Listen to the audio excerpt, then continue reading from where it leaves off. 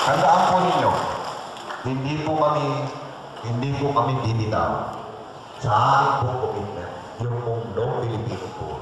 Ang mga programa po, in place na po yan. Meron na lamang po kami, konting-konti na lamang po na inaayos.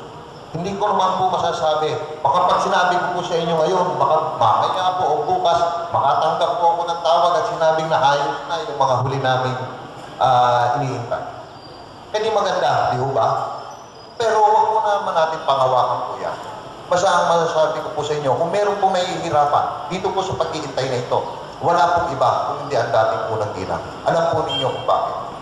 Dahil gusto po niyang suklian ang pagmamahal at katapatan na ibinigay po ng mga karaniwan at maliliit nating mga mamamayang Pilipino tulad po ng mga kasapi ng Friends of Imelda Romualdez Marcos.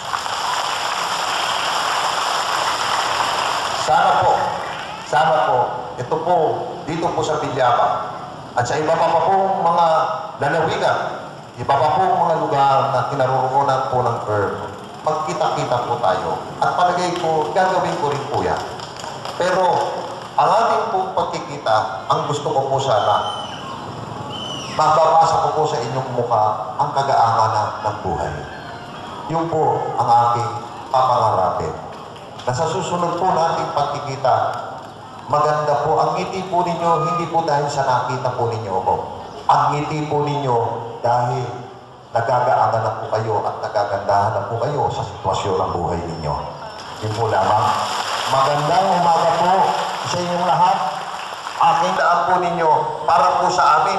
Tulad po ng puno na inyong tinatanim, ang bawat hibla ng ugat ng punong yan, mahalaga po para sa ikatitibay, ikatatatag ng punong yan pagdating po ng panahon. Ganyan din po ang aming pananaw para po sa firm. Sabi ko nga po, kung mayroong bihikulo sa mga programa ng dating unang ginang upang bigyan ng katapusan ng kahirapan sa ating bayan, ang bihikulo po yan, maipapangako ko po sa inyo, walang iba kung hindi ang firm 24K.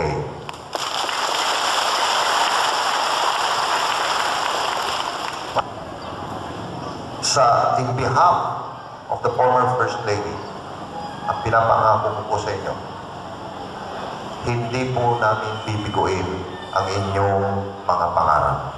Yun po lang. Magandang araw po sa inyo lahat.